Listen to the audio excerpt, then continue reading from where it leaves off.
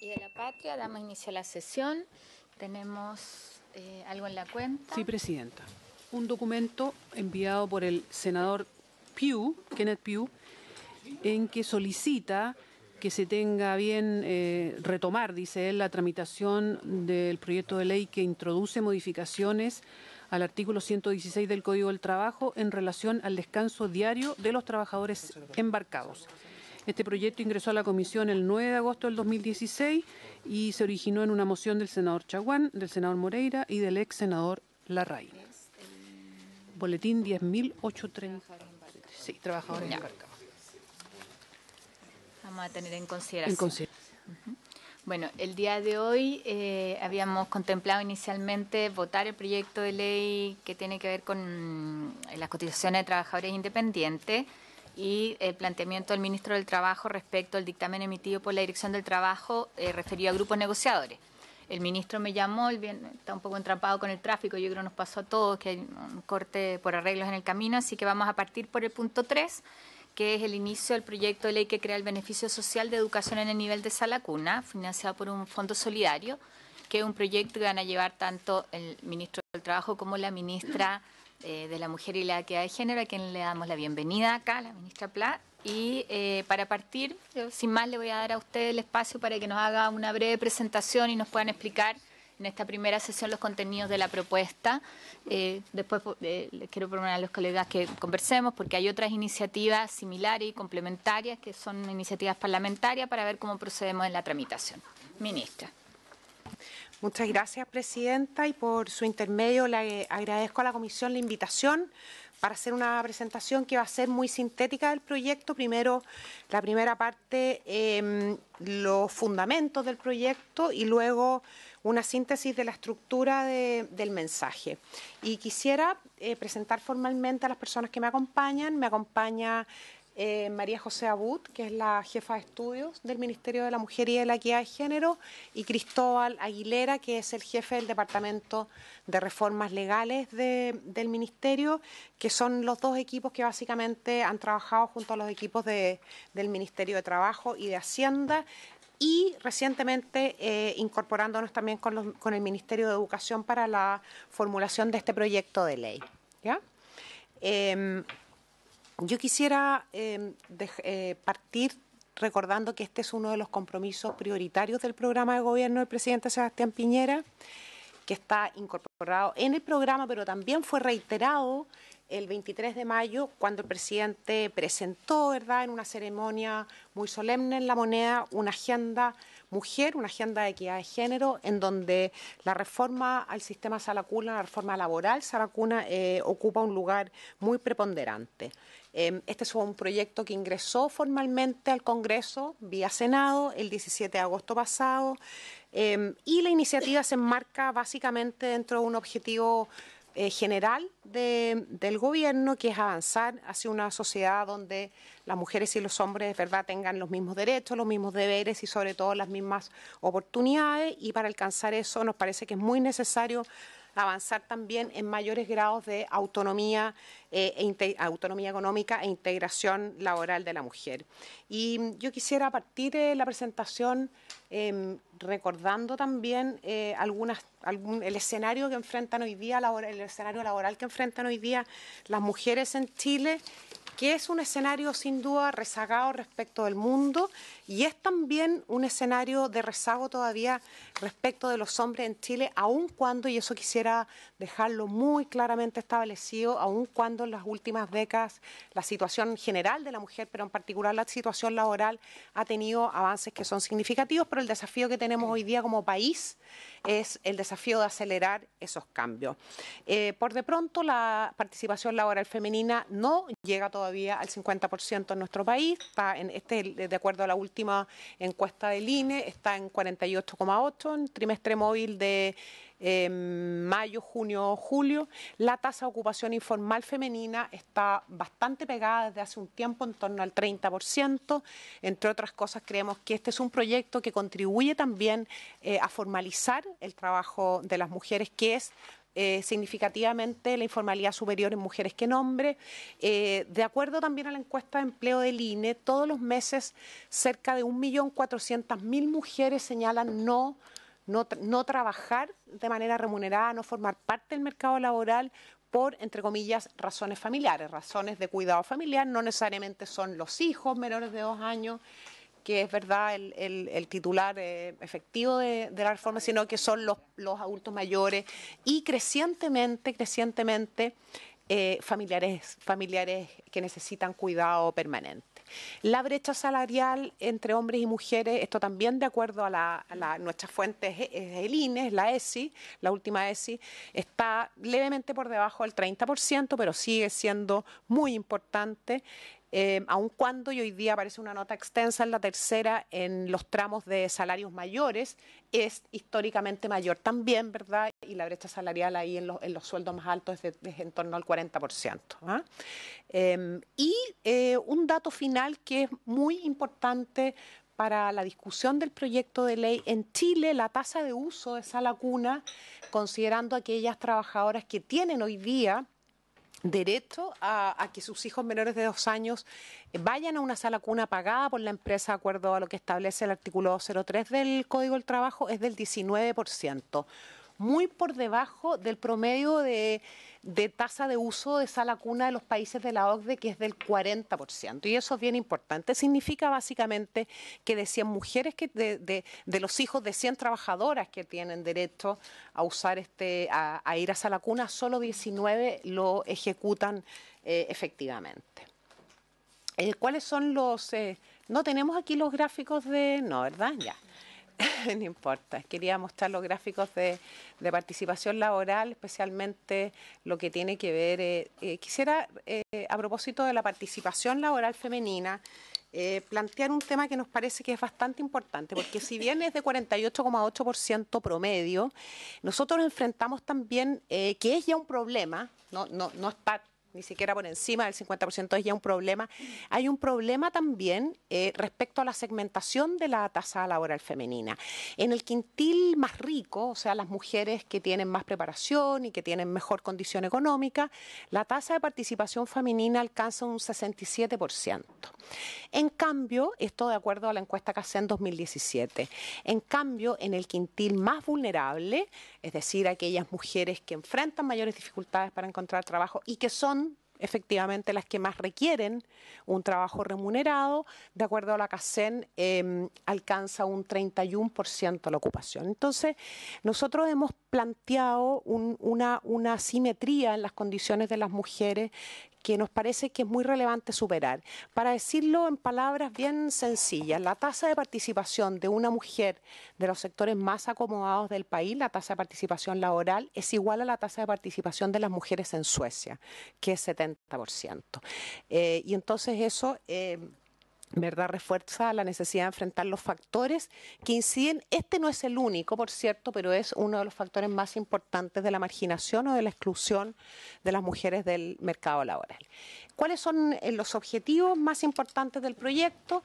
El primer objetivo para nosotros es terminar con la discriminación que establece el 203. Y nos parece que es una discriminación arbitraria, es un artículo que ya cumplió 100 años en el Código del Trabajo, su origen puede haber tenido las mejores intenciones, pero con el tiempo se fue transformando en una exclusión muy antipática, además, porque discrimina arbitrariamente entre las propias trabajadoras. En segundo lugar, como ya hemos dicho, ¿verdad?, fomentar la participación laboral femenina con un objetivo prioritario que es impulsar el ingreso autónomo de las mujeres. También en la última encuesta CACEN, de 10 chilenos que no tienen ingresos propios, 6 son mujeres. En eso hemos avanzado, porque en la encuesta CACEN del 2015, 7 eran mujeres. Hemos avanzado, no es poco el avance, de 6 a 7, sin embargo, todavía estamos en una situación dispar y tenemos que avanzar muchísimo más. En tercer lugar, nos parece que este es un primer gran paso para promover elementos de conciliación con corresponsabilidad familiar, En cuarto lugar, garantizar que todos los hijos e hijas de madres trabajadoras de 2 años de edad tengan el derecho de poder asistir a la sala cuna y en paralelo también y junto con eso incorporarse tempranamente al sistema preescolar. Y finalmente disminuir las brechas salariales entre hombres y mujeres, porque esto es una de las razones por las cuales, ¿verdad?, tenemos nosotros, presentamos brechas salariales entre mujeres y hombres. Respecto de terminar con la discriminación del artículo 03 que establece el Código del Trabajo, ¿qué sucede hoy día? Hoy día está restringido ese derecho solo para las trabajadoras que integran empresas que han contratado 20 o más mujeres. El proyecto lo que hace es que entrega el beneficio a todas las trabajadoras sin distinción, de manera tal que se termina con esa segregación y con esa distinción entre trabajadoras que trabajan en empresas de un tamaño, con un número de mujeres contratadas y empresas más pequeñas o que tienen menos mujeres contratadas. De manera tal que, y es bien importante para nosotros también puntualizar esto, esta fue una de las propuestas, esto está permanentemente planteado en una serie de mociones, entre otras, y está descrito muy claramente en el mensaje, a ver si me ayuda, entre las mociones presentadas, por ejemplo, por presidenta, por usted es una autora de una de esas mociones, me parece que la senadora... aquí está y me gustaría mucho mencionarlo. Los diputados y exdiputados Carolina Goich, René Alinco, Miguel Ángel Alvarado, Jenny Álvarez, Osvaldo Andrade, Claudio Arregada, Pepe Aut, Ramón Barros, Jaime Belolio, Gabriel Boric, Cristian Campos, Carol Cariola. En fin, hay aproximadamente 50 parlamentarios que han firmado mociones que tienen que ver justamente con la posibilidad de terminar con esta discriminación que se establece en el artículo 203. Respecto del fomento en la participación laboral femenina, primero hay un objetivo que es un objetivo de justicia del derecho de las personas a tener las mismas oportunidades, sean mujeres o sea hombres, sean las mismas oportunidades de tener un trabajo remunerado, ¿verdad? Y de contribuir de esa manera también a su progreso personal o familiar, pero también, y es importante tenerlo presente, especialmente por los desafíos económicos que estamos enfrentando como país, que son los mismos desafíos económicos que están enfrentando en el mundo, también necesitamos nosotros Chile necesita contar con la contribución productiva, con el talento, con el aporte de las mujeres y sucede que hoy día más de la mitad de una potencial fuerza laboral está fuera de las posibilidades de trabajar. En cuanto al objetivo de fortalecer un camino que ya se inició, que ya está iniciado con el postnatal parental del 2011, con la ley sana del 2017, que es la conciliación con corresponsabilidad, nos parece que este es un proyecto que contribuye de manera muy importante, al menos en 2 caminos. Por una parte, la sala cuna es universal para todas las trabajadoras, pero el padre también podrá hacer uso de la sala cuna siempre que la madre, ¿verdad?, tenga derecho a esa sala cuna. No podemos olvidar que el objetivo en esta primera etapa, en esta reforma, es justamente impulsar el trabajo de las mujeres. Y en segundo lugar, y también tiene un efecto de corresponsabilidad muy importante, hoy día el financiamiento de la sala cuna recae exclusivamente sobre los hombros de la trabajadora, toda vez que aun cuando la sala cuna es pagada por la empresa, finalmente siempre es deducida en el mayor costo que tiene emplear a una mujer y también, ¿verdad?, una de las razones por las cuales se excluye a una potencial trabajadora cuando la empresa cumple el número 19, contrata a la trabajadora número 19. Al nosotros estar proponiendo un financiamiento del derecho, el beneficio a través de un fondo solidario, lo que estamos haciendo es que estamos distribuyendo entre todos el costo de la sala cuna, por tanto deja de ser uno de los factores de mayor costo en la contratación de mujeres. Y nos parece que ese es un elemento muy importante, entre otros también tiene que ver con la brecha salarial. ver? Tiene que ver con las menores oportunidades que tienen las mujeres hoy día de encontrar un trabajo, de encontrar un trabajo remunerado, un trabajo en las condiciones en las que queremos, que sea con contrato, con cotizaciones, con todos sus derechos. Y por otra parte también en que una vez que es contratada, ¿verdad?, entra a competir en desigualdad de condiciones y con una brecha salarial promedio, de acuerdo al INE, que es en torno al 30%.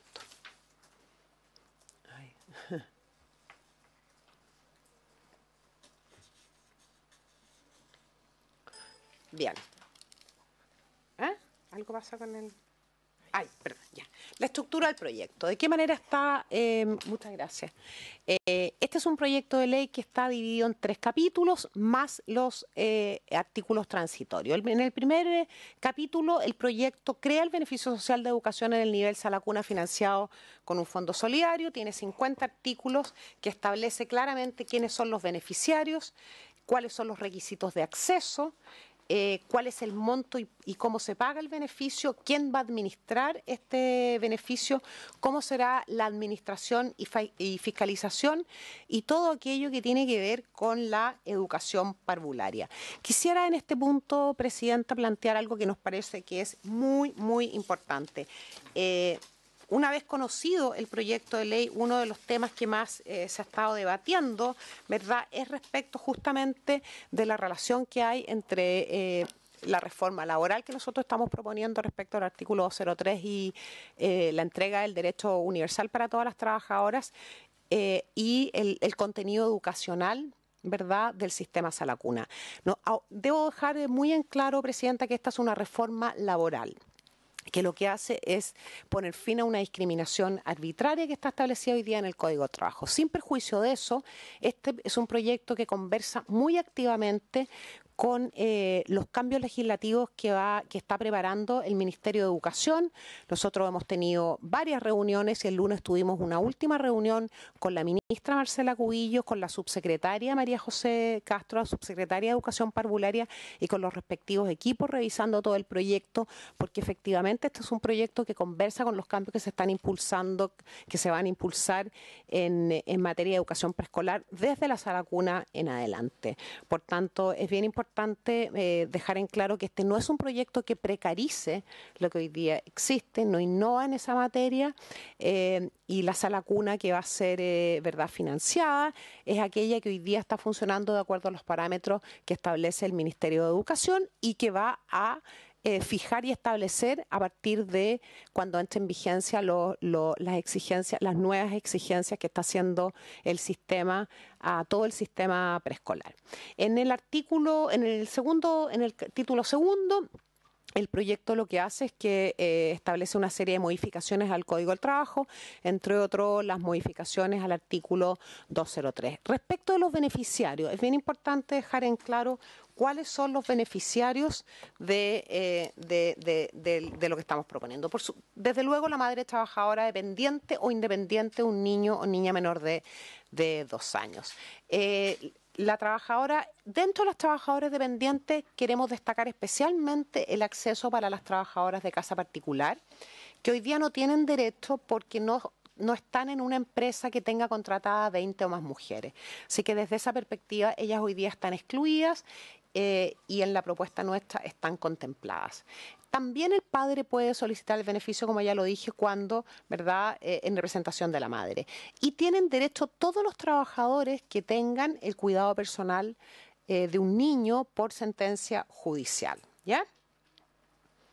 En el título segundo dije que estaban las modificaciones de trabajo. Y en el título tercero están las modificaciones a la ley de cajas de compensación y a la ley del seguro de cesantía. ¿Estamos listos con los beneficiarios? Requisitos de acceso.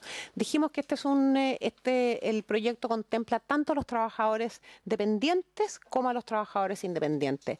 La acreditación y el acceso para los trabajadores dependientes es muy sencillo, solo mostrando un contrato de trabajo vigente, y el acceso para los trabajadores independientes es igual que como está establecido hoy día el postnatal parental, que es registrar afiliación en el sistema previsional con un mínimo de 1 año, registrando 6 hizo más cotizaciones continuas o discontinuas en el transcurso de los últimos 12 meses. El monto y pago del beneficio, nosotros hemos establecido un monto de 5,4 UTM, que son aproximadamente 245.000 pesos, más la matrícula, se agrega la matrícula, son 13 meses en un año. Y está establecido también en el proyecto el pago proporcional a la jornada de trabajo. Todos aquellos trabajadores que tengan una jornada de 30 horas o más tendrán el pago completo del beneficio, y desde 29 horas hacia abajo tienen un pago proporcional que está claramente señalado en el proyecto de ley.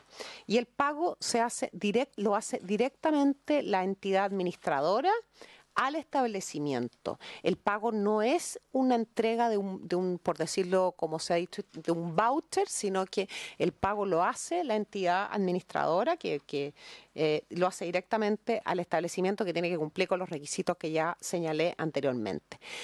Pasemos ahora al financiamiento. Como dijimos, nosotros terminamos con la forma de financiamiento actual, que es que la empresa paga completa la sala cuna de la trabajadora, que es una de las razones por las cuales, primero, muchas empresas llegan hasta a la contratación de la trabajadora número 19, porque al contratar la 20, ¿verdad?, la obliga a pagar todas las salacunas que sean necesarias. Y en segundo lugar, el sistema de pago actual lo que hace es que finalmente termina encareciendo la contratación de una mujer, lo que se traduce además en uno de los factores de brecha salarial. Lo que propone el proyecto es un fondo solidario que se construye a partir de la suma de una nueva cotización de cargo del empleador de un 0,1% sobre las remuneraciones imponibles de los trabajadores dependientes e independientes.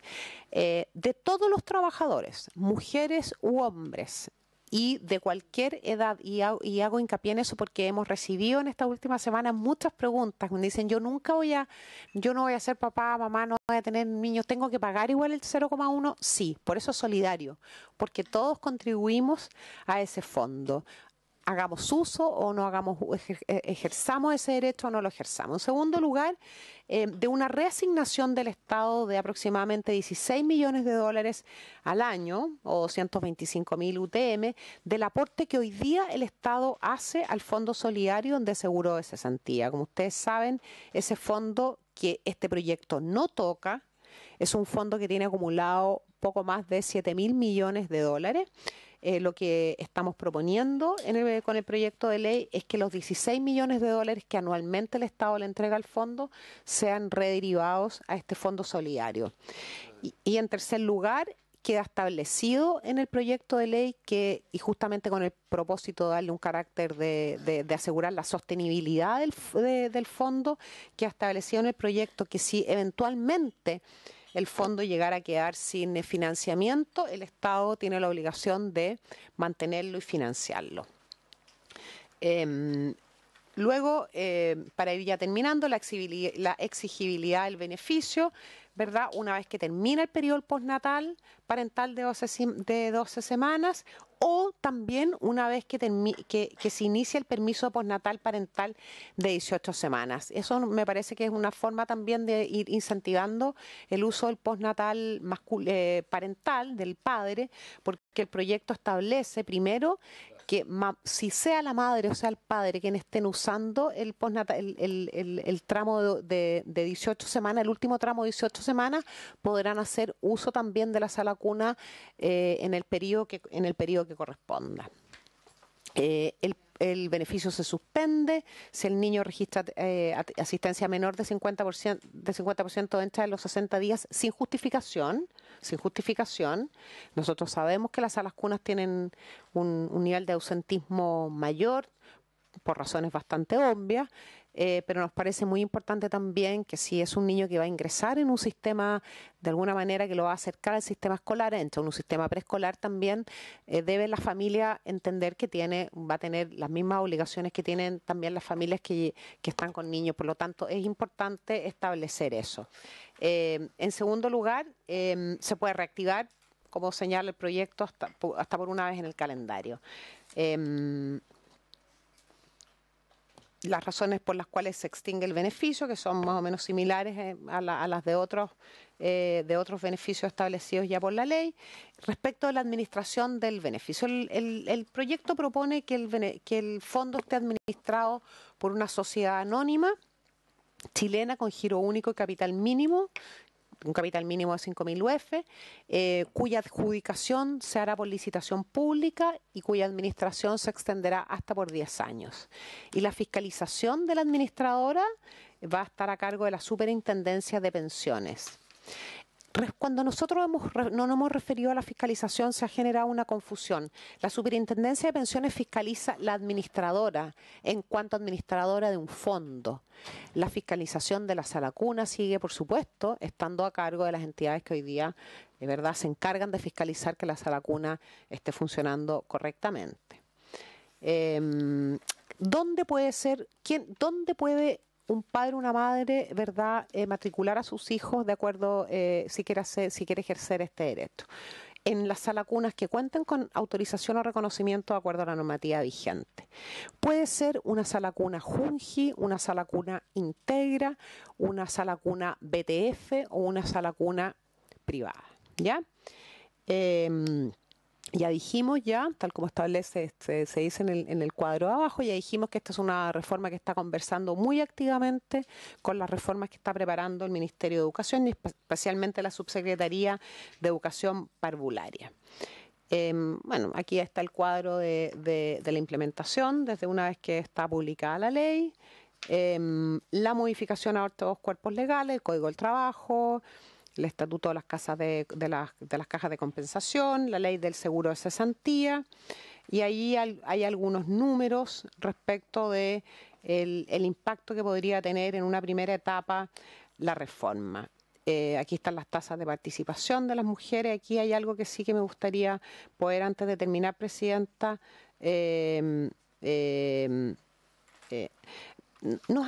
uno de los temas que nos han preguntado reiteradamente es el impacto que tiene la reforma para las pymes o las micropymes. Esta es una reforma justamente que ha sido diseñada con un fondo solidario que ha sido diseñado para que sea también una reforma pro empleo. Lo que nosotros queremos es que se multipliquen las posibilidades de empleo y no que se restrinjan.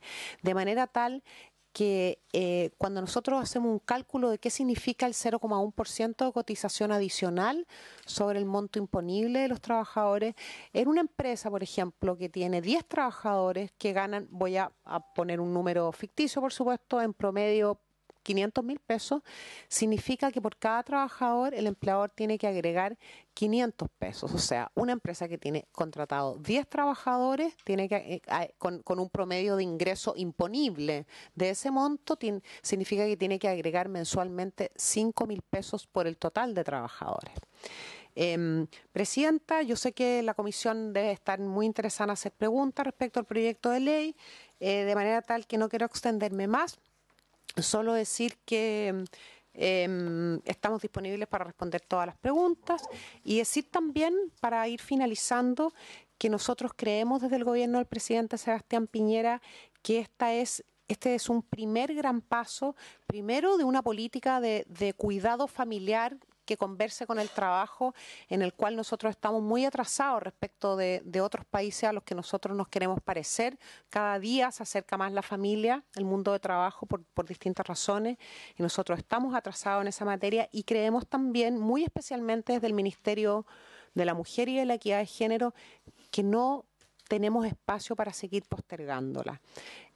Por supuesto que nosotros quisiéramos que este fuera un primer paso y que gradualmente y lo antes posible este fuera un derecho que fuera enriqueciéndose desde distintas perspectivas, en cobertura, en una serie de elementos que son importantes, pero pensamos que postergarlo significa seguir manteniendo sobre los hombros de las mujeres y de las potenciales trabajadoras un costo que se arrastra desde hace muchos años y que mantiene cerradas las puertas para miles de mujeres y especialmente las mujeres de familias más vulnerables, las puertas del empleo. Así que muchas gracias y disponible para todas las consultas que tenga la comisión. Bueno, muchas gracias, ministra. Doy la palabra. También tengo algunas consultas, pero vamos a hacer primero la ronda con los colegas senadores. Senador Letelier. diría primero saludar a la ministra, a su equipo de trabajo, proponer que podamos separar el debate en tres, diría, áreas iniciales. Primero, respecto a los datos, y pedirle al presidente que tanto con el equipo de la Biblioteca del Congreso podamos ir confirmando datos. Porque hay una afirmación de la ministra que evidentemente no me interpreta cuando dice el primer gran paso, salas cunas hay en Chile, hay oferta pública que ha aumentado significativamente este tiempo.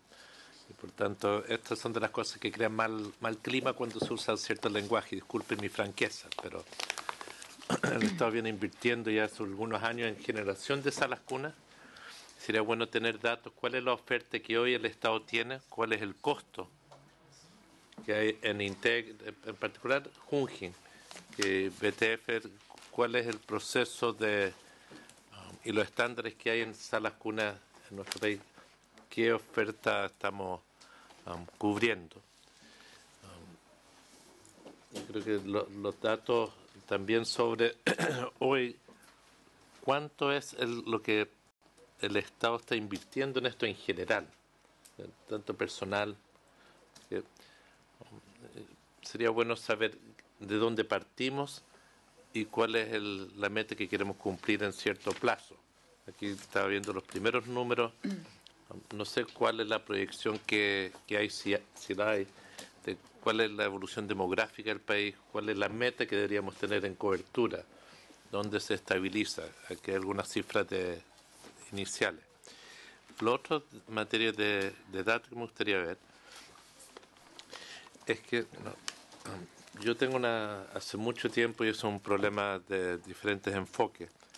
Yo creo que esto es un derecho del niño y la niña, no del la o el trabajador. Y por ende vamos a tener un conflicto de enfoque en esta materia, por cuanto el proyecto establece la lógica que quien tiene derecho a la sala cuna universal no son los niños. Se gatilla a partir de una condición no de madre, sino de trabajadora ya dependiente. Lo planteo porque hay requisito que la madre dependiente tiene que estar trabajando por lo menos una cantidad de tiempo previo. Y el requisito puede transformarse en una barrera de entrada a la mujer al mercado de trabajo, por una, pero es un debate aparte. Sino, mi inquietud es, en tanto es derecho del niño o niña, ¿cuánto debería ser lo óptimo en el país de oferta? Estoy hablando solo de datos todavía, es para que podamos, que lo que tenemos, cuánto nos cuesta, cuántos son las mujeres trabajadoras que están en esta situación, cuántos son los niños que deberían tener sala cuna, independiente que la madre esté trabajando o no, y poder tener los datos en general. A mí me parece una iniciativa muy importante. Yo personalmente lo veo como un paso más que el país ha estado dando los últimos 10 años en lo que es aumentar cobertura desde que se comenzó a discutir y reconocer la educación de la etapa inicial como importante. Se metió en la Constitución incluso con una cierta lógica distinta. Me parece fantástico que terminemos con este criterio en el Código de Trabajo. Pero ahí tengo un par de otras inquietudes respecto al proyecto. Este es para las mujeres trabajadoras dependientes del sector privado o también el sector público y municipal. También.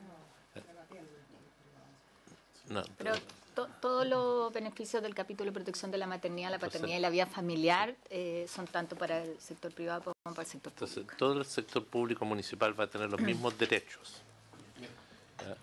Entonces, por eso mejores a veces, es que depende de las comunas, a eso me refiero. La otra es que nos puedan explicar por qué optaron por un tema que a mí me incomoda. Primero, ¿por qué el Estado no administra los recursos? de este fondo solidario, ¿por qué el Estado no se hace cargo? ¿Por qué quieren tercerizarlo? Yo ahí no entiendo para nada aquello, no me entra la lógica en sí.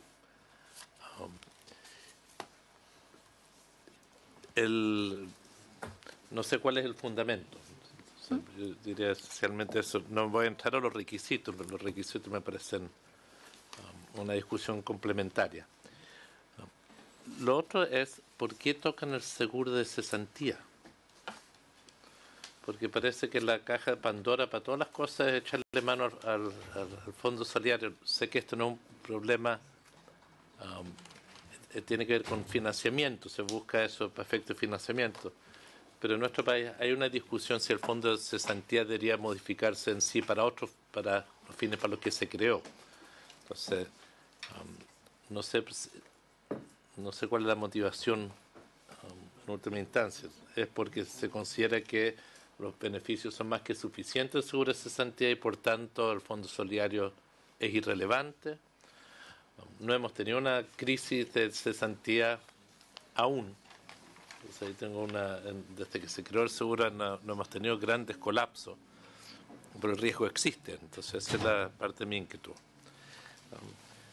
Reitero, presidente, yo creo que este proyecto es tremendamente importante, de que uno pueda efectivamente lograr una sala cuna universal. Mi empuje en este proyecto es que trate de ser, que efectivamente sea universal, que no se discrimine entre hombres y mujeres. Y ahí yo tengo una dificultad de si la ley es discriminadora. Si yo trabajo y aportan por mí, hombre, ¿por qué mis hijos no van a tener derechos? Si es que mi mujer no trabaja como trabajadora dependiente o la madre de mis hijos no trabaja como trabajadora independiente. Yo creo que hay una base para discutir que el proyecto tiene problemas de constitucionalidad respecto a derechos. Por tanto, lo quiero dejar establecido como criterio.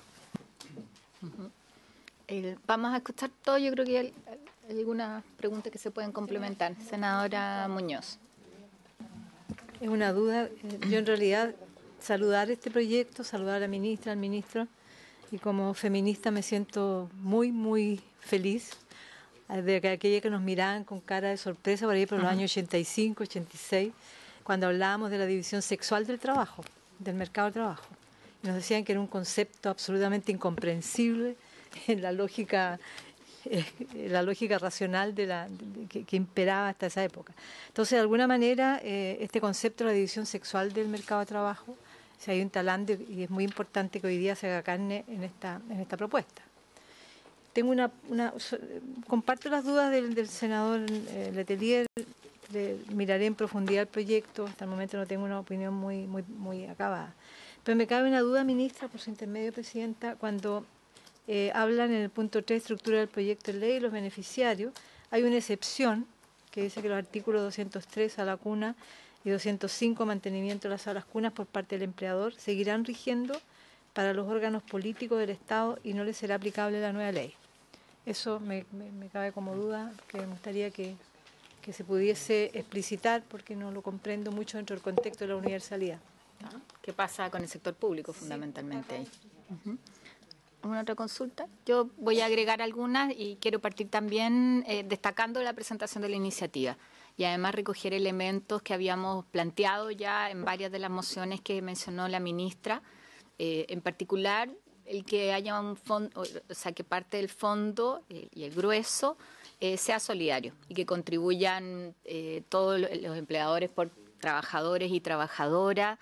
Creo que detrás de eso hay un concepto que tiene que ver con hacerse cargo de la maternidad como sociedad y no, como es hasta hoy día, y en eso creo que todos coincidimos, el que efectivamente sea un costo para la mujer, que explica tal cual como lo plantea la ministra en parte la brecha salarial o hay una realidad dramática. Una mujer hoy día, una chiquilla joven con una guagua de menos de 2 años, es muy difícil que encuentre un trabajo.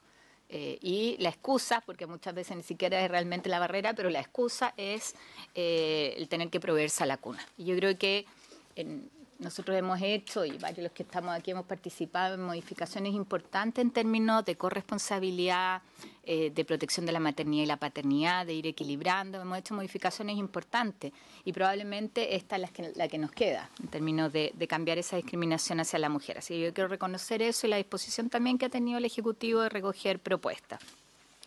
Dicho eso, algunas consultas adicionales comparto las que ha planteado el senador Letelier, lo que planteaba la senadora Muñoz. Creo que es bien importante clarificar las cifras también de cómo está planteada la implementación de esta propuesta. Cuando ingresan al beneficio o se consideran beneficiarias propiamente tal las mujeres independientes, eso como engarce, me imagino que la razón que hay detrás tiene que ver con constituir el fondo, que eso también justifica el aporte del seguro de cesantía, pero el seguro de cesantía en la medida en que se quita ese aporte deja de ser un fondo con un financiamiento tripartito. Yo creo que en eso es bien importante que nos puedan entregar el detalle de cómo efectivamente está modelado esto para tener claridad de la cobertura, el costo, la necesidad de financiamiento y sobre todo la sustentabilidad del financiamiento. Acá es cierto que hoy día existe y se han hecho esfuerzos importantes en cobertura de sala cuna y probablemente lo que uno hace en algunos casos no es que no exista hoy día para una trabajadora de casa particular la alternativa a la sala cuna. La mayoría probablemente son usuarios de la Junji, pero por su condición más bien socioeconómica, no por su condición de trabajadora. Y eso es lo que cambia acá. Y vamos a sustituir de alguna manera la entrada del beneficio y que además parece de toda lógica que ya no está asociada al número de mujeres de una empresa. Entonces creo que igual es importante saber cuánto se sustituye de aquí de alguna manera de la oferta pública que hay. Yo quiero comentarles, con algunos colegas se lo he señalado, a mí me sorprendió cuando a raíz de la presentación de este proyecto fui a una sala cuna de la JUGE en la región.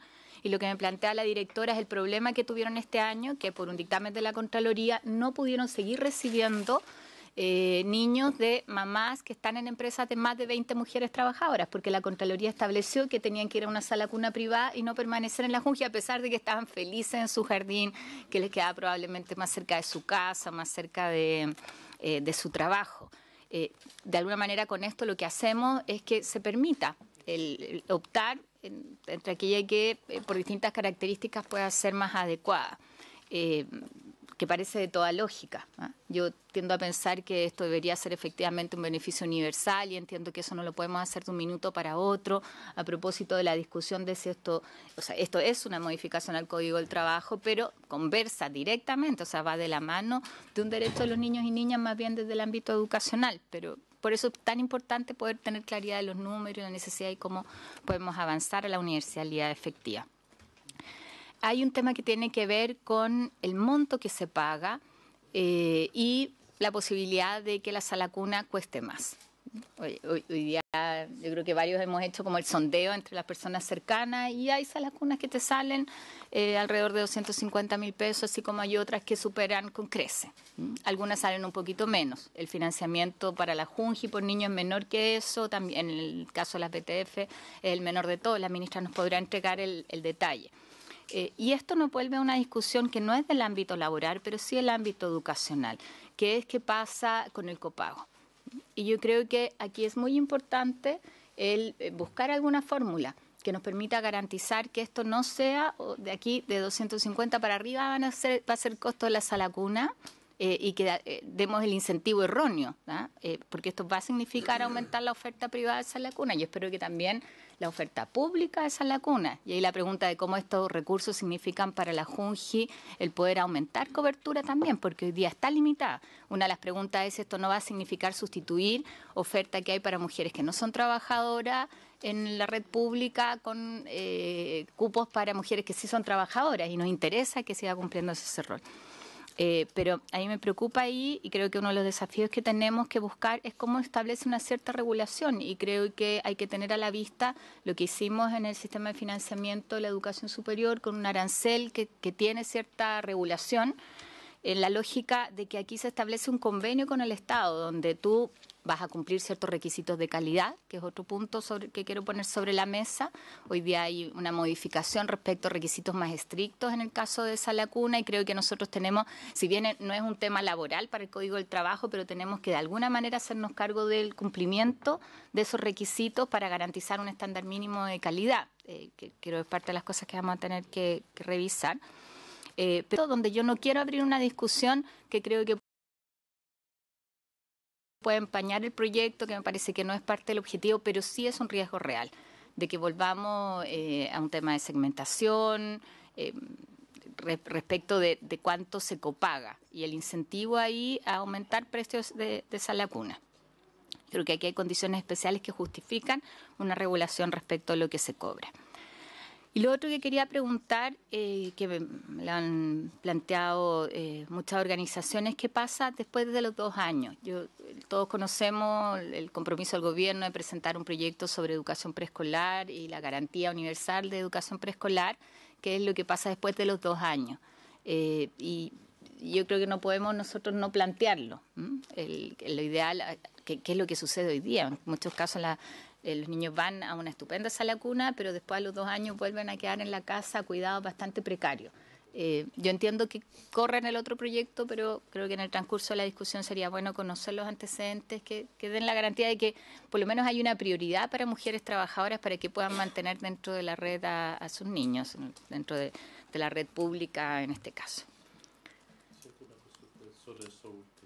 Senador Letelier. Yo entiendo que el proyecto habla de 2 años, pero entiendo que la idea no es.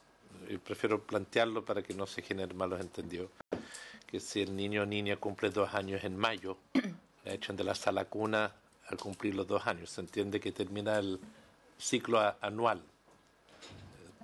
O no, porque en las salas cuna no hay ciclos escolares. Entonces, es bien importante porque esto puede generar un problema de que mujeres que se insertan en el mercado de trabajo, después por no tener garantizado el cuidado, Claro, se genera ver cómo opera eso. Le damos la palabra, ministra. Ministro, bienvenido. Habíamos justificado su atraso al inicio de la sesión. Gracias, presidenta. Son varias preguntas. Ministro, con el ministro Monque las vamos a responder entre todos. Si fuera necesario, también me gustaría poder dar la palabra a María José Abut o a Cristóbal Aguilera, que vienen trabajando desde hace casi 6 meses en este proyecto. Bueno, lo primero que quisiera decirle, presidenta, a toda la comisión y a sus asesores, que nosotros trabajamos solo con datos que tienen fuentes oficiales y verificables.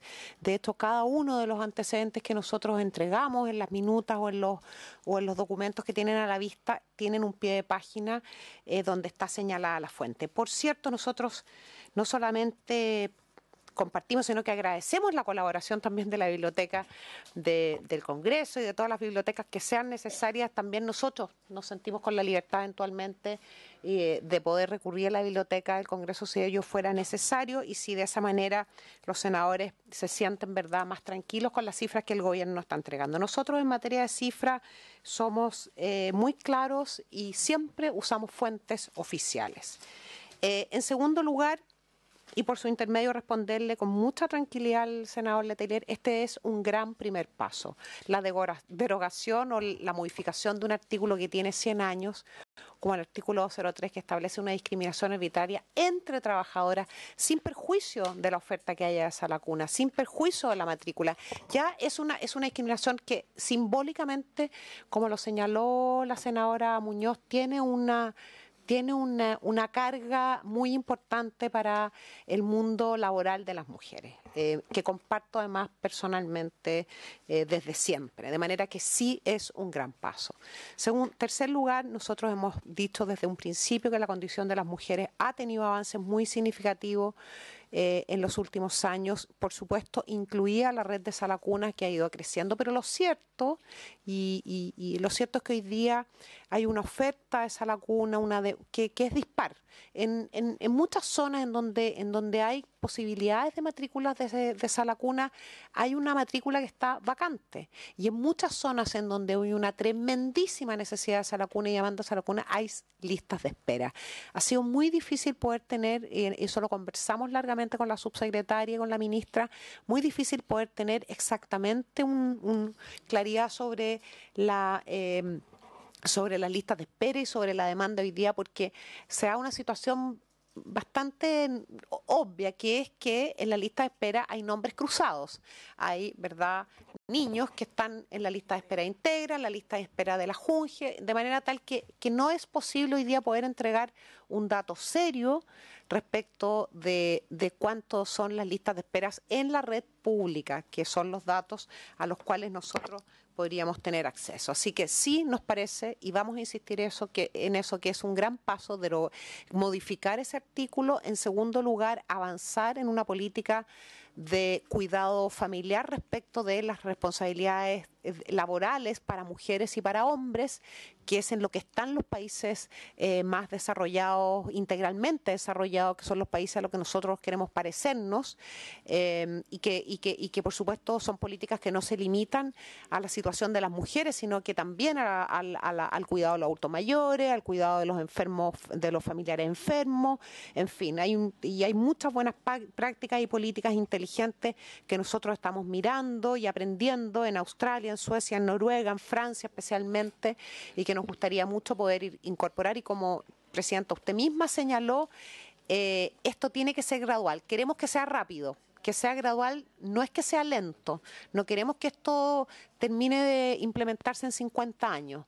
Queremos que quisiéramos en los próximos años, pero no podemos hacerlo exactamente en un solo proyecto, en un sistema de Big Bang, ¿verdad?, porque desgraciadamente también tenemos que mirar cómo se va a comportar el escenario cuando esto empiece a funcionar. Hoy día la tasa de uso de sala cuna para las trabajadoras, insisto, nosotros estamos conversando de una reforma laboral, aun cuando conversa con las próximas reformas que va a enviar el Mineduc, que son las reformas educacionales o de educación preescolar desde la sala cuna en adelante. En la tasa de uso desde el punto de vista del derecho laboral es en Chile del 19%, o sea, de 100 niños o niñas que tienen hoy día derecho porque su mamá cae en el derecho establecido en el 203, solo 19 van a sala cuna. El resto, los 91 niños o niñas restantes, están en otro sistema, están al cuidado de algún familiar, en fin. Entonces, y la tasa de uso en los países de la OCDE, que son los referentes que nosotros tenemos normalmente, es del 40%. Eso es lo que puedo... respecto del copago. Yo quisiera establecer que uno de los elementos más reiterados en los proyectos de ley que nosotros revisamos, entre otros varios de los parlamentarios que forman parte de esta comisión son autores de esos proyectos de ley, insistían y nos pareció que era muy importante también tener ese dato a la vista, que el fondo fuera tripartito, o sea, que estuviera constituido, ¿verdad?, por financiamiento tripartito. Tripartito significa el empleador, que se va a poner con el 0,1%, el Estado, que se va a poner con aquella parte que está destinándose hoy día. El fondo de cesantía no se toca, el fondo no se toca, el ministro va a explicar después las razones por las que no se toca el fondo. Lo que nosotros estamos proponiendo es que aquel dinero que el Estado está destinando a un fondo que tiene 7.000 millones de superávit hoy, pueda ir destinado a este otro fondo que se necesita también. Entonces tenemos un pie el empleador, otro pie el Estado y un tercer pie, que es lo que ocurre en países como Inglaterra y como Francia, en donde la sala cuna, cuando el derecho del niño a la sala cuna viene desde un derecho laboral del padre o la madre, ¿verdad?, este beneficio de financiamiento tripartito también pueda, si es que así ocurriera, ¿verdad?, ser compartido con el aporte del padre. Entonces, no tiene que ver con la lógica del copago que tanto se discutió en el marco de la reforma educacional. Tiene que ver con la mirada de financiamiento tripartito que fue establecido, que ha sido además ampliamente debatido en nuestro país en los últimos años. Yo quedo hasta ahí. Quisiera que el Presidenta, pudiera seguir respondiendo. Ministro Monker, ministro del Trabajo. Muchas gracias, Presidenta. Disculpen por el atraso, fue absolutamente involuntario. había un trabajo en la carretera y había un taco gigantesco. O sea, ni siquiera fue accidente, fue un trabajo. Así que les agradezco ¿ah? Sí. Les agradezco, sí, claro. Hay que multar a las concesionarias. Pero bueno, muchas gracias por la comprensión. Brevemente, algunas preguntas van a estar un poco desordenadas porque las noté en orden de la que las iban haciendo. Una cosa importante, no sé si se pudo haber malentendido, pero todo lo contrario. Lo que aquí hay un reconocimiento, aquí este es un tema sentido, trabajado, peleado por muchos parlamentarios y por gobiernos anteriores. Prueba de ello es que, claro, pero no, estoy pensando básicamente en miembros de esta comisión que presentaron distintas mociones en el pasado y que si hubiese habido iniciativa de parlamentaria para estas mociones probablemente todas se habrían podido sacar adelante y todos sabemos que aquello no ocurre y es importante hacer ese reconocimiento no solo en las palabras, nosotros en el mensaje del proyecto enumeramos cada una de las iniciativas y los parlamentarios que han hecho esto una causa casi personal. Por de pronto la política de expansión de Saracuna es reconocida obviamente y probablemente, hay que hacerlo con franqueza, si no tuviésemos hoy día la red de Saracuna que tenemos, un proyecto de esto no sería viable. Como tampoco es viable en el corto plazo hacerlo con todos los hijos, incluidos los hijos de los trabajadores, porque tendríamos evidentemente un problema de oferta en el corto plazo. En el mediano plazo, evidentemente, que uno debería aspirar a aquello. Pero que quede clarísimo que no haya aquí una especie de iniciativa que nace del limbo, sino que obviamente estas cosas se van construyendo paso a paso. ¿Por qué el senador Letelier nos preguntaba por qué se terceriza esto? Bueno, básicamente por el mismo criterio con el cual creamos el seguro de cesantía, por el mismo criterio con que se administra hoy día la ley sana, es un criterio de costo, de eficiencia. No es que se tercerice en un particular, sino que quien lleva el control, la supervisión, la fiscalización, la facultad normativa, incluso las multas, si es necesario, las sanciones, es la superintendencia de FP, y es ella la que llama a una licitación, como lo hace con el seguro de cesantía. Nos pareció además que este fondo va a operar con regulaciones, con operación muy parecida a lo que es el seguro de cesantía, y nos pareció por lo mismo que debía quedar bajo la supervisión de quien más tiene experiencia hoy día, que es la super de AFP. Va a licitar esto, ahí pueden participar una serie de entidades insisto, supervisadas por la super de AFP. Igual como el seguro de cesantía, igual como otros fondos más pequeños que hoy día existen como la ley sana. La ley sana es un fondo donde efectivamente es solidario, como otros tenemos. Es decir, ahí hay gente que obligatoriamente cotizan y saben que nunca van a recibir ningún beneficio de la ley sana, porque no tienen hijos, o porque no tienen intenciones, o porque por edad no van a tener hijos. Y sin embargo cotizan igual, y no hay reparo constitucional en aquello. Aquí la única forma de construir este beneficio es en forma solidaria, porque lo contrario no podría financiarse. Entonces nosotros aquí acogemos por lo demás varias propuestas de parlamentarios que han pedido que esto se haga en forma solidaria, y por eso se creó este fondo solidario, sabiendo que van a pagar personas que no van a recibir nunca un beneficio, como ocurre en los fondos solidarios. ¿Sí? La verdad que eso es de la esencia de la solidaridad. Uno quisiera que fuera lo más amplio posible y obviamente hacia ello apunta, pero efectivamente comienza de esta manera.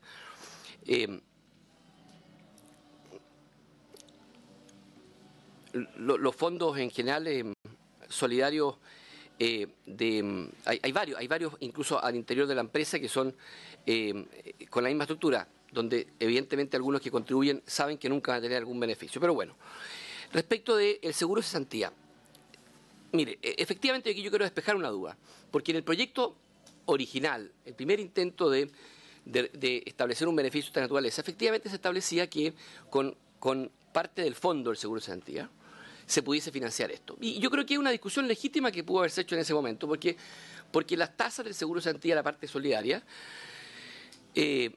han provocado que el uso de los beneficios sea mucho menor a lo que el fondo acumula. Nosotros no estamos tocando el fondo en absoluto, no estamos tocando el flujo, no estamos tocando el stock, el fondo acumulado actualmente.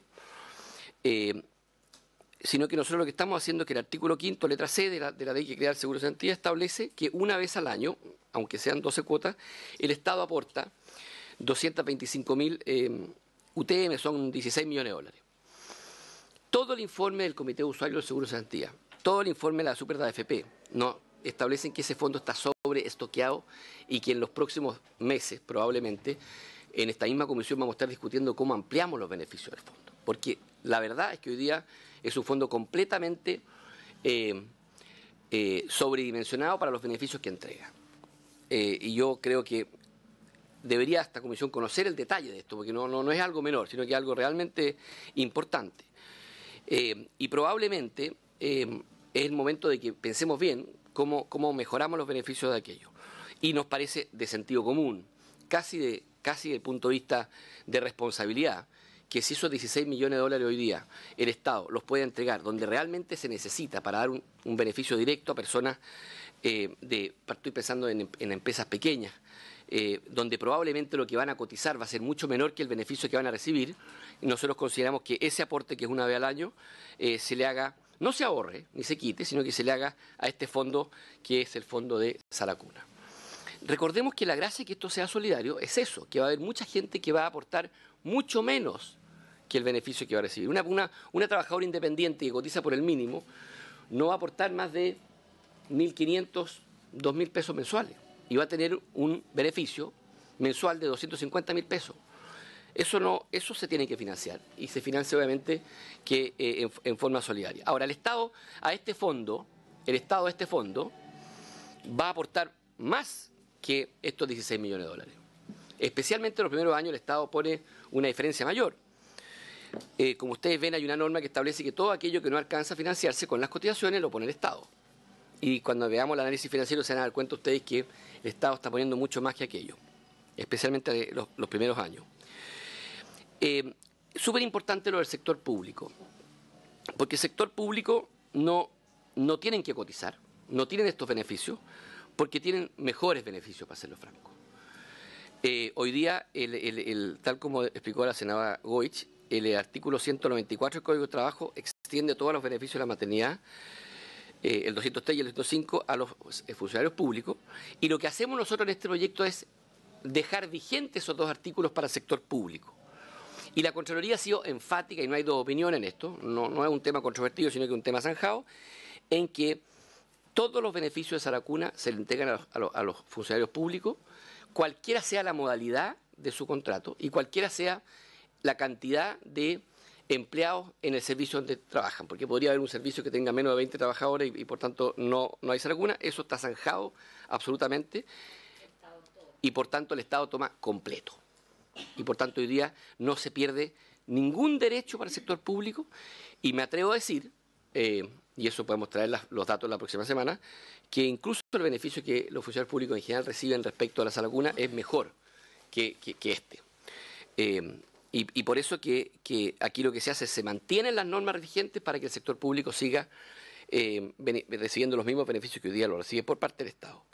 La tasa, como explicaba la ministra, hoy de uso es del 19%.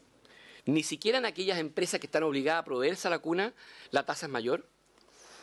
Y nosotros hemos hecho las proyecciones con las tasas más altas que uno podría proyectar, que son las de la OECD, que llegan al 40% de uso. Sería, desde el punto de vista de la productividad, del mercado laboral, del crecimiento del país, un exitazo si nosotros llegásemos en un tiempo relativamente breve a un uso del 40%. No es algo al revés, no es algo que asuste, sino que al revés, el país estaría realmente en muy buen camino si logramos que la tasa de uso suba al 40%, y en base a eso hicimos el cálculo. Hoy día son 14.000 las mujeres que hacen uso de la Saracuna. 14.000.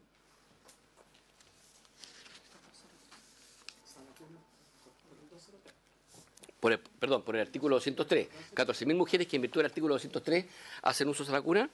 Con este proyecto son, en niños beneficiados son 94, voy a dar cifras redondas, 95.000 niños hijos de madres trabajadoras dependientes.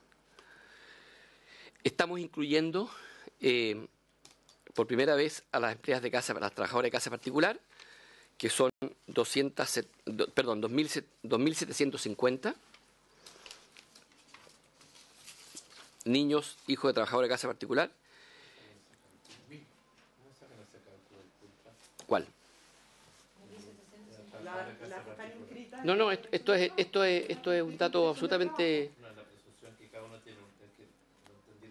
Son los hijos, o sea, son 750 niños de 2 hijos, años, o sea, entre 6 y 2 años. Las cifras que estoy dando son 94.500 niños menores de 2 años, hijos de madres trabajadoras dependientes.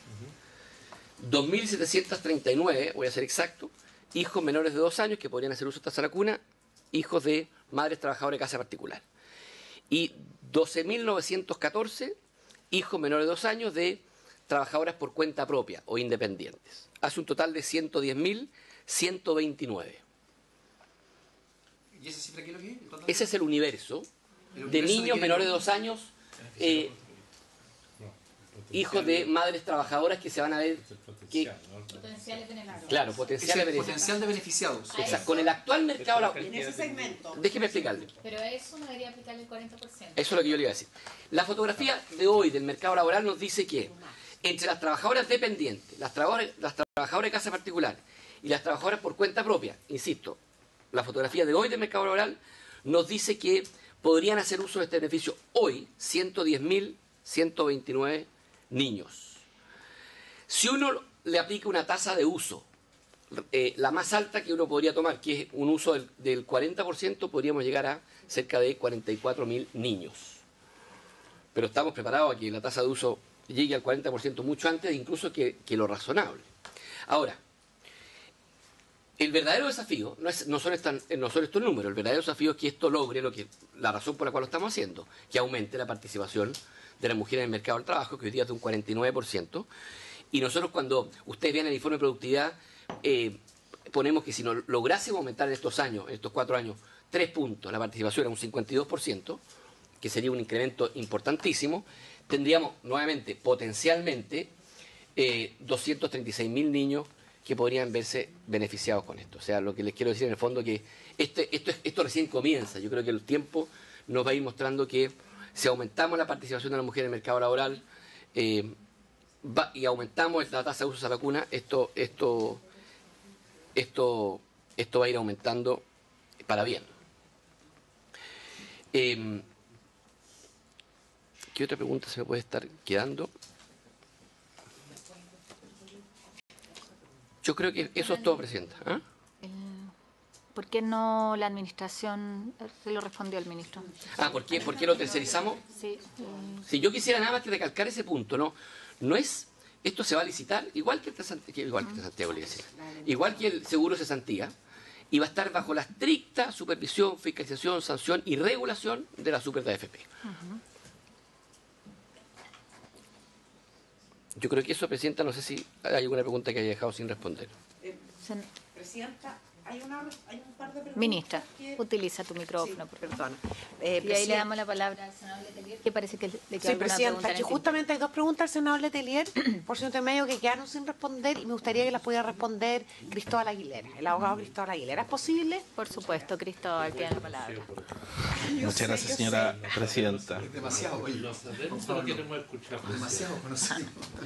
No, es una pregunta, de hecho, que hizo el senador Letelier sobre la eventual discriminación que sufre el padre que trabaja y que la madre de ese hijo no trabaja y que no tendría eventualmente el beneficio bajo este proyecto de ley. Y que el senador levantó un eventual problema de constitucionalidad al respecto. Nosotros estudiamos ese tema y lo pensamos en fondo, en profundidad, y nos parece que no es así porque en términos constitucionales la discriminación ocurre cuando 2 personas están en la misma circunstancia y se le trata de manera distinta. En este caso, el hombre y la mujer, en el contexto del mercado laboral, están en una situación que es dramáticamente distinta, como explicó la ministra en su exposición, y por lo tanto el tratamiento legal que se le da a ambos puede ser lógicamente, constitucionalmente, legalmente distinto, que es como este caso, y sobre todo porque a donde apunta el proyecto de ley, cuál es el objetivo del proyecto de ley, es justamente fomentar la participación laboral femenina. Entonces el medio que nosotros ocupamos, que es esta definición, logra el objetivo, sobre todo teniendo en cuenta que la distancia que hay entre la participación de la mujer y del hombre es muy grande, y lo que queremos hacer con esto es justamente equipararla y tratar de superar esa diferencia. Esa es la razón de por qué no habría ese problema de constitucionalidad, porque las circunstancias hacen que justamente el tratamiento sea constitucional y la diferencia que habría en la participación laboral femenina. Senador Letelier, ¿tenía algún otro punto? No. O sea, yo creo que esta es una primera ronda. La ley de identidad de género, si es necesario clasificar un compromiso. O sea, hemos hecho una primera ronda de preguntas. Yo creo que además en el análisis en detalle van a surgir otras y es parte de la discusión en general, además que vamos a llevar. Presidente, solamente de consultas complementarias. Yo sé que no le corresponde al ministro dar esta respuesta, necesariamente a la ministra tampoco, pero uno evidentemente se pregunta si el Estado va a seguir invirtiendo en infraestructura. Yo entiendo lo que dice la ministra y comparto su juicio de que es muy difícil de que en cada territorio exista la oferta necesaria. El mejor ejemplo es San Miguel, que está lleno de colegios pero no tiene niños. Porque hay cambios demográficos en un momento, la gente se desplaza. Si uno quiere dejar a los niños cerca de las casas o cerca del trabajo, hay todo un debate. Yo entiendo que eso requiere una reflexión colectiva. Yo tengo inquietud, a mí no me gusta que la seguridad social, porque esto es seguridad social para mí, no es otra cosa, no tienda a asumirse como una responsabilidad pública, donde quizás mi mayor reacción es que cuando los requisitos que se le pone aquí al administrador es ridícula, a mi juicio, en términos de patrimonio que tienen que tener para el patrimonio que van a administrar. 5.000 UF, el valor de un departamento caro. Entonces me parece una dificultad, lo voy a decirlo bien suavemente, para quien va a administrar millones de dólares. No me cuadra por ningún lado. Pero es un tema aparte después para conversar. Pero me preocupa la inversión en infraestructura. Me preocupa mucho el desplazamiento, que yo entiendo que la senadora Goich lo planteó. Por eso me gustaría ver los datos. ¿Cuál es la cobertura que hoy hay en salas cunas en el país? ¿Cuántos de estos 40.000 teóricos pueden terminar desplazando? Ver si podemos afinar. Y yo cuento. Lo que yo le plantearía, ministros, es que la próxima sesión podamos partir con el análisis de los datos. La biblioteca efectivamente hizo un informe sobre cómo se financia en otros países, que eso lo habíamos pedido y fue actualizado. Y quizás podríamos trabajar también con la biblioteca para entender, para que podamos partir con una exposición que nos muestre claramente que nos muestre la situación actual de cobertura, cuáles son los déficits, o cómo y cómo esto engarza además con el financiamiento. Yo creo que es súper legítima la pregunta del aumento de infraestructura en la JUNJI. Podemos invitar en algún minuto a la ministra también para pronunciarse sobre eso, pero tener claro de cuánto es lo que se necesita y cómo eso cuadra con el financiamiento. Pero hagamos, ¿les parece? Partamos con una revisión de los datos. Exacto, cómo se estima incluso cómo se estima el monto del aporte que se hace para esa lacuna. Yo creo que es interesante conocer eso detrás respecto al costo que tiene la JUNJI, cómo está eso en relación incluso a la oferta privada. Yo pienso, claro, en el sector público probablemente en muchas partes se paga hoy día sin tope. Se le paga la sala cuna que uno escoge, por lo menos de la experiencia que yo tengo en el sector centralizado, a propósito de beneficios. No sé, conocer esos detalles, por eso digo, en el sector central de los funcionarios públicos. Y bueno, tenemos ya algunas solicitudes de audiencia de distintas organizaciones. Yo les pediría a los colegas también que si hay quienes ustedes quieren que invitemos para poder organizar también un buen ciclo de audiencia y organizarlo dentro de un tiempo prudente. En función de la hora, nosotros teníamos contemplado No, Presidenta, que no tengo claro si dentro de la solicitud de la biblioteca se ha hecho solicitado un estudio comparado de ley en los países que ha mencionado la señora ministra. Va a decir cómo se ha modificado el Código del Trabajo que existe en, por ejemplo, Austria. Yo conozco que hay Alemania, pero desde el punto de vista no de datos de cobertura o de financiamiento, de establecimiento, sino que legislativo, en materia de ley. Hay un informe que Pilar nos va a hacer llegar a todos, que ya elaboró la biblioteca, que es experiencia comparada en modelos de cuidado infantil, legislación, cobertura y financiamiento, que yo creo que es un primer informe. Entonces, a partir de esto, eso, nos lo va a enviar, ya está enviado a los correos, nos lo va a reenviar, y a partir de esto también podemos pedirle a la biblioteca si queremos que profundice en algunos aspectos, pero hay un primer análisis de legislación comparada. Ahora, en el tiempo que nos resta en la comisión, a mí me gustaría que pudiéramos abordar el proyecto independiente. Nosotros habíamos acordado el lunes hacer la votación en general. Estuvo en esa ocasión la subsecretaria de Trabajo. Ministra, si quiere, nos puede acompañar. Nosotros encantados, pero también la liberamos, si no, y la esperamos el miércoles después de Fiestas Patrias. A mí me gustaría pedirle al ministro, sobre todo, clarificar un aspecto que ha sido parte de la discusión antes de proceder a la votación, que tiene que ver con el compromiso de traspaso de funcionarios públicos de honorarios a contrata. Hay un compromiso sostenido durante los últimos años que asumió el gobierno de la presidenta Bachelet. El año 2016, tengo el dato, fueron 4.000 los traspasos que se autorizaron por esto vía ley de presupuesto, y ha sido parte de la discusión en la ley de reajustes y en la ley de presupuesto. Y efectivamente los traspasos realizados fueron 3.886, el año 2017 fueron 8.000 los comprometidos y los que se efectuaron 7.619, el año 2018 son 8.000 los que estaban autorizados en la ley de presupuesto.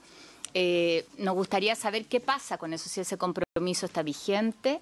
Entendemos que siendo ley de presupuesto tiene que cumplirse dentro de los márgenes, así como se dio en los años anteriores, pero también para nosotros es muy importante porque no tiene que ver en estricto rigor con el texto de la ley, pero sí con la situación que nos han planteado funcionarios que en rigor no son honorarios, sino que tienen un vínculo de subordinación y dependencia distinto a los honorarios que cumplen tareas eventuales. En general cumplen con tareas permanentes y nos gustaría en eso poder construir un compromiso certero de seguir avanzando en esa materia. Entonces, si nos puede ilustrar efectivamente qué es lo que hay contemplado y veamos una fórmula que nos garantice que avanzamos en la cotización de independientes, pero también avanzamos en sincerar una situación donde efectivamente no son independientes, o sea, los trabajadores honorarios del sector público. Le doy la palabra, ministro. Bueno, muchas gracias, presidenta. Brevísimamente, antes de contestar su pregunta. Nosotros hoy día estamos en un problema, esa es la verdad, y ustedes lo han podido ver en la tramitación de este proyecto. Hoy día, si nosotros no hiciéramos nada, nos quedáramos así, en abril, cuando la gente vaya a hacer su declaración de impuestos, no solo no le van a devolver aquello que esperaba que le devolvieran por las retenciones, sino que es probable que algunas de ellas tengan que pagar incluso sobre aquello. Muy poca gente ha cotizado este año. Además, llevamos 10 años y por distintos motivos se ha ido postergando. Creo que en parte esto ha ocurrido porque hemos actuado a lo mejor con todos, y esto no estoy culpando a nadie en particular, con un poco de voluntarismo respecto al tema, y cuando hemos establecido gradualidades pero voluntarias, que es como finalmente no establecen nada. Lo que nosotros quisimos hacer ahora es quizás lo más responsable, lo más difícil, porque a lo mejor lo más fácil es hacer que posterguemos por 5 años más y chao, y dejamos el problema al que venga. Y por lo mismo, como ustedes habrán podido ver en la tramitación del proyecto, este proyecto no impone una modalidad, sino que mantiene la obligación, por primera vez, es obligatorio, pero establecemos básicamente 3 modalidades. O usted cotiza por el total de la cotización, y usted puede hacerlo, y tiene todo lo que implica cotizar sobre el 17%, o usted cotiza sobre todo lo que le van a retener, que es el 10%, y eso va. O sencillamente se le ofrece un sistema que es obligatorio, pero gradual, que en una gradualidad de 10 años a usted le van descontando obligatoriamente un promedio del 2%, 2% básicamente que queremos que vaya un poco de la mano con lo que son los reajustes que eventualmente se vayan acordando todos los años del sector público, que además tiene la ventaja, desde nuestra perspectiva, después de haber hablado con prácticamente todas las asociaciones de funcionarios que nos fueron a ver y con quienes discutimos este proyecto, hicimos la etapa prelegislativa, que ellos nos decían además, nosotros nos están pidiendo que coticemos por algo que ya no nos enfermamos, que ya no usamos, un seguro que ya no usé. Entonces yo cotizo en el fondo por algo que no usé nunca. Entonces nosotros inventamos, después de mucho darle vuelta con técnicos, de la superintendencia, en fin, la modalidad que hoy día les presentamos, que es una de las 3 que establece la ley, donde usted cotiza, en primer lugar, de anticipado, en abril, y tiene cobertura por todo el año que viene.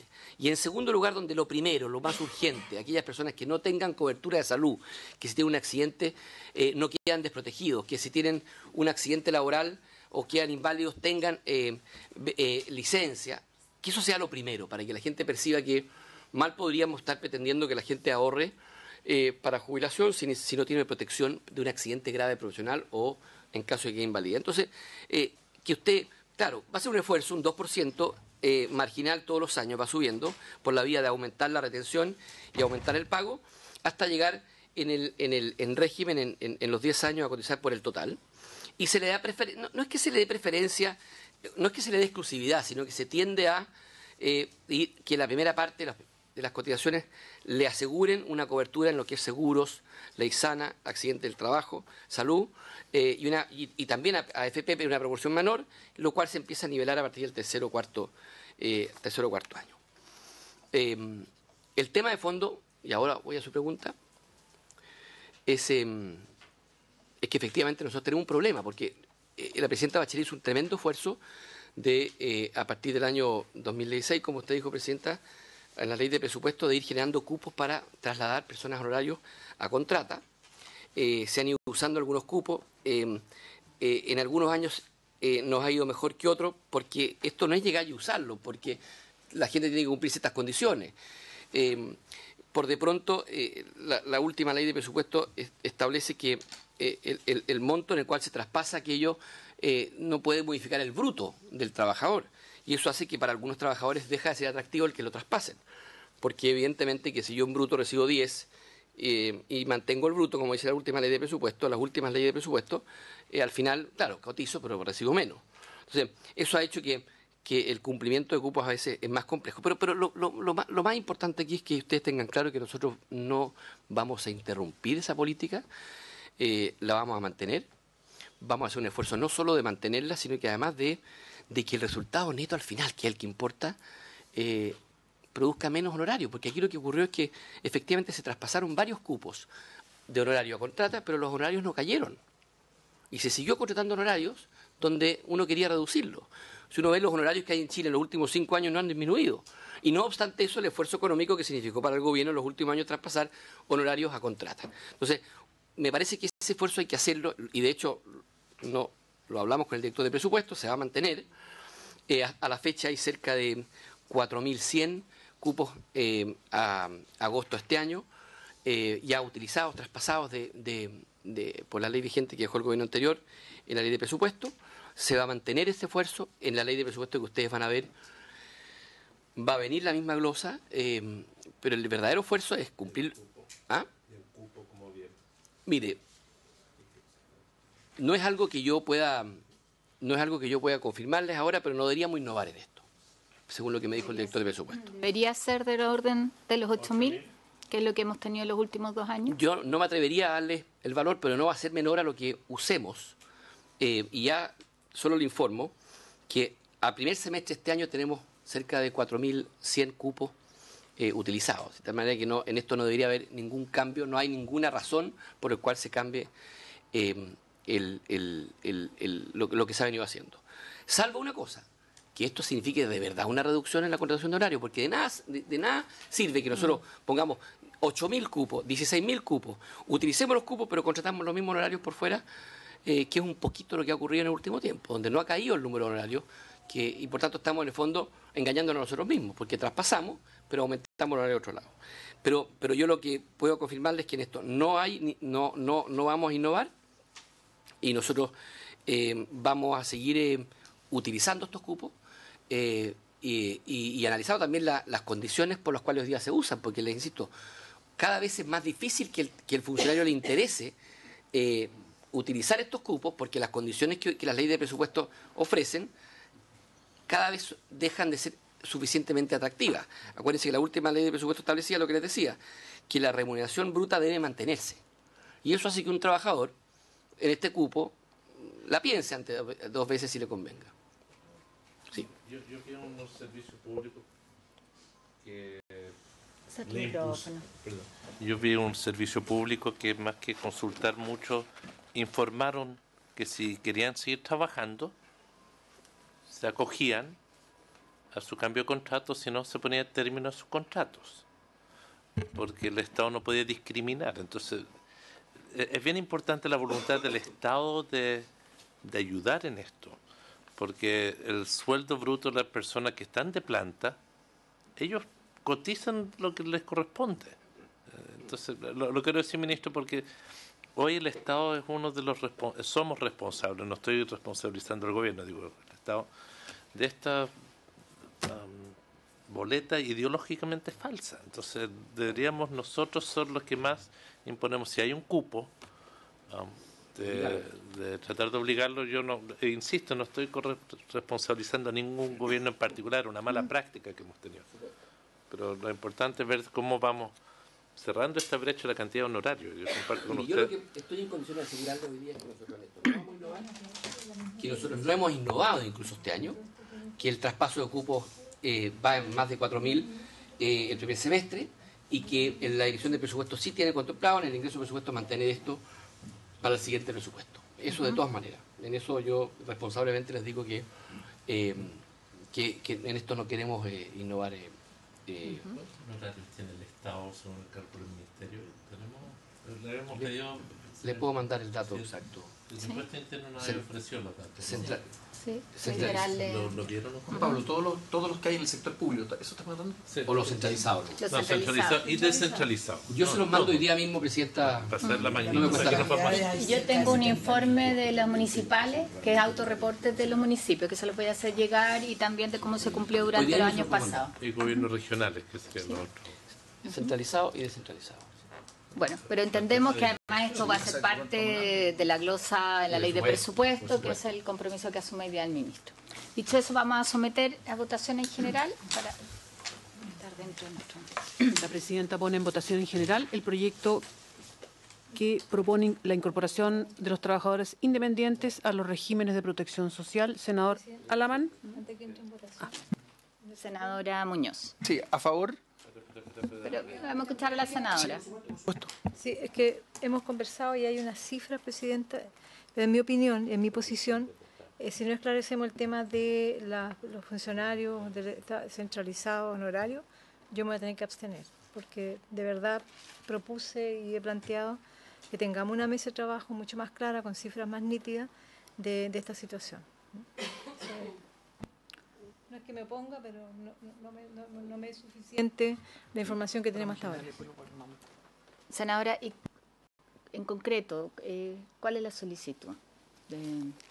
Es bien concreta. Yo no estoy de acuerdo. ¿Cuál es el monto, la cantidad que se va a es que no incluir estoy en la de próxima acuerdo, glosa? No estoy de acuerdo, Presidenta. Solo para entender bien, ¿no? Es que no tengo los datos claros. Usted tiene un documento ahí que lo hizo referente, el ministro nos da una referencia. Quiero conocer concretamente, tener los documentos, porque ayer lo conversé con usted, le hice este mismo planteamiento. Usted trae esta cifra, no la hemos socializado. Entonces, de verdad tengo ahí un punto que yo creo que es mejor resolverlo en la previa que posteriormente ir oponiéndome a cuestiones que de repente yo estoy de acuerdo. Sin embargo, el tema de los honorarios en el Estado, que tienen una relación de dependencia, pero con un contrato precario, que es el honorario, yo creo que no, esta propuesta de ley los va a afectar muchísimo. Entonces, no tengo todos los datos, lamento no haber socializado el documento. Entonces, a mí no me gusta esta propuesta, se lo quiero decir. Solamente iba a avanzar en la medida que tuviese claridad sobre la situación de los funcionarios honorarios en el Estado, centralizado. Entonces, esa es mi posición.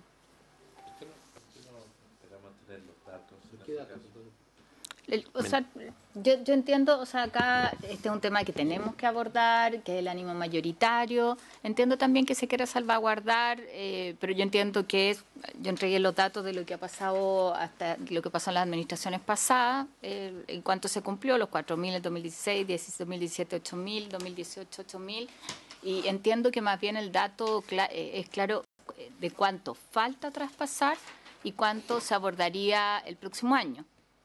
Ese dato concreto, que es lo que debería venir en la glosa de la ley de presupuesto. Entiendo que eso es lo que está planteando la senadora. Eso debería ser, debería venir, debería estar. O sea, trabajemos en una propuesta concreta, eso es lo que estoy planteando.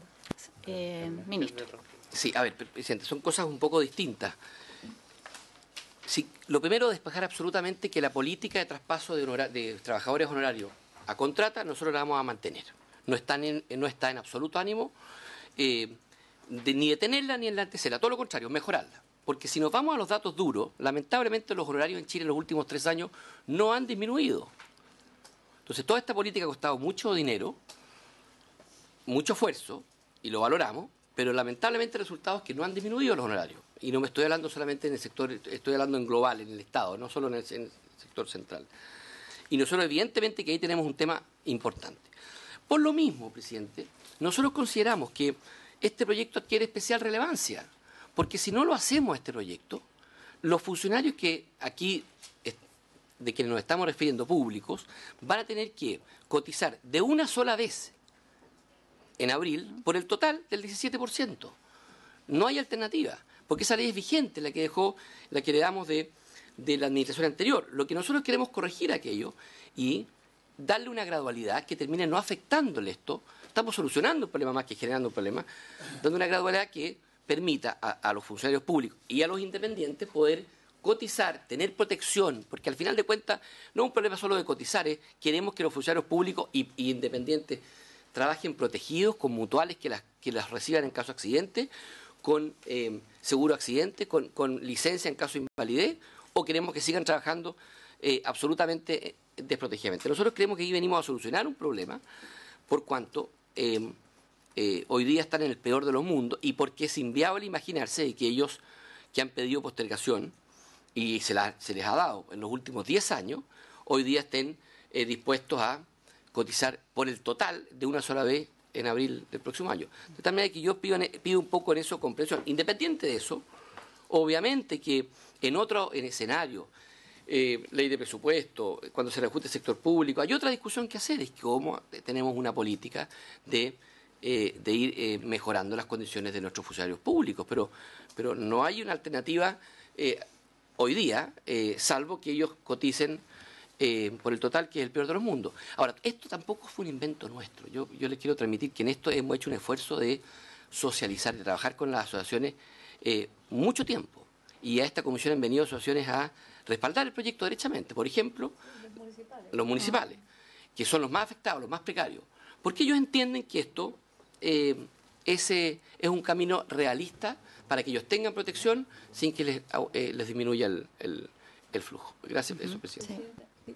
Yo no estoy yendo al mérito del proyecto, entiendo lo que plantea el ministro, sino que a poder tener acá concordado, no solamente con una posibilidad concordado, una propuesta de sistema del traspaso. ¿De qué manera blindamos que, si se acuerdan, 4.000 cupos, 8.000, lo que sea, blindamos dentro de, a lo mejor con alguna disposición dentro de la ley de presupuesto, el impedimento de que sigan ocurriendo contrataciones vía honoraria? Quisiera ver una propuesta concreta de un sistema que nosotros podamos delegar a la ley de presupuesto o a través de otras disposiciones de qué manera hacemos cumplir esto. Y, por cierto, usted tiene razón de blindar las posibilidades de seguir contratando honorario, pero me gustaría a mí solicitar que pudiésemos darnos un tiempo y retomar esto para tener claro esa propuesta de sistema de traspaso. Eso. El senador Letelier y después yo voy a hacer una propuesta. A riesgo de la antipatía que me voy a ganar de alguna gente. Los boletos honorarios ilegal. Es una simulación de un contrato comercial. no debería haber nadie contratado honorarios que estén en forma permanente, deberían estar todos contratados por código de trabajo. Esto lo queríamos tener en la ley de presupuesto que viene. Y la persona, si le gusta bien y si no le gusta mal, me van a perdonar, pero no puede haber trabajadores de dos categorías cumpliendo la misma función. A uno le descuentan el 19% y a otros no. Vamos a generar una gradualidad, pero es absolutamente discriminatorio. Es bien antipático porque a nadie le gusta tener que cotizar. A nadie. Lo de salud es lo más simpático porque es un seguro al riesgo que uno puede tener. Pero el consumo presente versus el consumo futuro está estudiado que a nadie le interesa esa ecuación. A nadie. Entonces, lo quiero plantear que es parte del debate de fondo y no es un tema contra el ministro, es un problema político más transversal. Yo entiendo que lo que planteó la senadora Muñoz es poder dimensionar bien lo que podemos hacer en lo que es de nuestra responsabilidad. Yo tengo otra discrepancia en el proyecto de ley por las prelaciones. Yo entiendo que este es un incentivo que se hace, es como más bonito poner la cosa de salud y es feo pedir que coticen para la previsión. Pero los jóvenes que no se enferman, pues llegan a enfermarse con sus pensiones malas.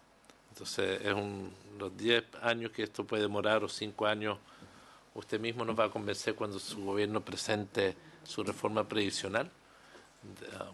Lo importante que es la cotización. Entonces, entiendo que es contradictorio con el otro. Yo tengo toda la voluntad de sacar este proyecto, a costa de la antipatía que uno se va a ganar de alguna gente, y de funcionarios públicos en particular, digamos, porque sé que ellos son los únicos capaces de reaccionar. Pero es bueno que tengamos los datos los más armados, porque las cuotas de los pasos de contrato honorario es una parte. Lo que yo no tengo es la cifra global de cuántos honorarios tenemos. Y eso yo sé que es difícil precisarlo, digamos, no es porque no quieran, pero creo que es bueno dimensionarlo. Entonces, yo quiero poner en votación en general, pero le quiero pedir al ministro que antes de iniciar la votación en particular esté la glosa de la ley de presupuesto, que pueda venir acá también alguien de la DIPRES, en que se plantee el monto y podamos analizar los datos. A la par, y eso antes, aquí el Ejecutivo perfectamente podría poner en urgencia, pero entiendo que no es el ánimo, han respetado además la tramitación por parte nuestra, pero que eso esté tal cual como se va a presentar, con el número que nos puedan garantizar, que yo entiendo que no lo puede hacer ahora si no pasa por la DIPRES el ministro, que eso esté antes de iniciar la tramitación en particular, o sea, dentro del plazo para indicaciones. Y lo segundo es que a mí me pidieron las sesiones de funcionarios municipales el que pudiéramos hacer una especie de seminario. En el caso de los municipios hay mucha disparidad de criterios, lo plantearon incluso en las audiencias. Y por eso también les interesa que se norme el que se usa una licencia, se respeta el prenatal y el postnatal. Entonces, en esas cosas que son anexas, que corren en paralelo a este proyecto, que también las pudiéramos abordar en un encuentro. Entonces, organizarlo dentro del mes de octubre como una actividad complementaria de la comisión con la asociación de funcionarios. Ambos me los pidieron. Y yo creo que eso es bueno también en el contexto de transparentar cuál es la situación. Creo que es importante ahí que participe también la Asociación Chilena de Municipalidades para que en algo donde tienen autonomía, hoy día están discutiendo sus plantas, justamente porque la ley se lo faculta para eso, se puedan establecer ciertos patrones comunes sobre ese traspaso. Así que con eso, que entiendo que es un compromiso que asume el ministro, votamos en general. Senadora Lamán, su voto fue favorable. Yo, por supuesto, voy a votar a favor. Creo que ha sido importante también que se establezca lo que acaba de decir la presidenta, en el sentido de que antes de entrar en la discusión en particular, podamos tener todos los antecedentes que se han levantado como cuestiones pendientes. Casi telegráficamente creo que yo estoy a favor de este proyecto, por supuesto. Creo que hemos venido postergándonos así esta obligación hasta un punto que es necesario ponerle el cascabel al gato, y es lo que se está haciendo. Creo que la forma como ha explicado el ministro, los aspectos de gradualidad son también muy importantes en términos de no afectar bruscamente los ingresos de las personas que se van a ver obligadas o afectadas por la ley. Y por último, creo que la prelación que se está proponiendo, sin perjuicio que esta pueda más adelante perfeccionarse, también es un aspecto muy positivo del proyecto. Por esas 3 razones voto a favor. Senador Durana. Muchas gracias, presidenta. Yo voto a favor de la idea de legislar. Creo que es una necesidad imperiosa para la inmensa cantidad de chilenos que trabajan a través de la vía de honorario, entendiendo la fórmula que ha presentado el señor ministro de la gradualidad, que va a ser una ayuda concreta, y me sumo a la preocupación que tenemos todos porque los funcionarios del sistema público puedan de una u otra forma iniciar su camino de transición hacia que tengamos puros funcionarios contratados bajo el sistema de código o bajo el sistema de contratación con sus pensiones y con todos sus beneficios. Voto a favor. Senador Letelier. A favor. Por cuanto creo que el postergar esto tiene consecuencias, aunque no me gusta del todo la propuesta, pero entiendo que hay que avanzar. Me hubiese gustado tener todos los datos antes, pero entiendo que esto no es solo ley de presupuesto, es voluntad política de pasar esto a código de trabajo hasta que podamos cambiar algo. Entonces lo dejo planteado o a contrato, pero algo que no siga esta situación de honorario, que es muy inadecuado. Senadora Muñoz. Yo me voy a abstener por las razones que he dado y en realidad quiero manifestar mi malestar, Presidenta, por estar legislando un tema tan delicado a ciegas de datos. Como yo he solicitado, no se ha podido producir la posibilidad de tener una semana o 2 semanas más de conocer, antes de entrar en particular el tratamiento del proyecto, estos datos en relación a una situación muy sensible, que son los funcionarios del Estado que tienen una relación de dependencia y así lo estamos tratando como trabajadores independientes. Entonces voy a insistir en abstenerme, manifiesto mi malestar por el tratamiento que se ha hecho del proyecto, Presidenta, y por cierto espero que se cumpla la palabra para no votar en contra en particular, de tener estos datos efectivamente a la vista, porque no podemos legislar a ciegas. Presidenta. Yo voto a favor. Yo estoy de acuerdo también que este es un tema que no podemos seguir postergando y donde me parece bien la prelación que se hace, bueno, será parte de la discusión. Y como presidenta voy a salvaguardar el compromiso que hicimos respecto de tener a la vista todos los datos específicos respecto a los funcionarios honorarios en el sector central y previo a la discusión en particular, compromiso que también asumió el ministro. La comisión aprobó entonces la idea de legislar por 4 votos a favor y 1 abstención. Ya con eso aprobamos el proyecto y... No levanto. Pero ya estamos... No, Presidenta, había un compromiso de resolver un tema en la comisión sobre el proyecto Obra Faena, que se manda a la sala. Y eso formalmente es una secretaria. Me gustaría consultarle si está en la sala o no, para que nosotros le demos curso. A ver, el proyecto fue despachado por nuestra comisión en enero de este año, pero la sala acordó que pasara a Agricultura. Agricultura resolvió que no lo iba a conocer, pero la sala nuevamente envió el proyecto a un nuevo informe, a un informe complementario a esta comisión, fijó un plazo de indicaciones, se venció el plazo de indicaciones, no hubo indicaciones. Se corresponde que se mande a... Perdón, ministro.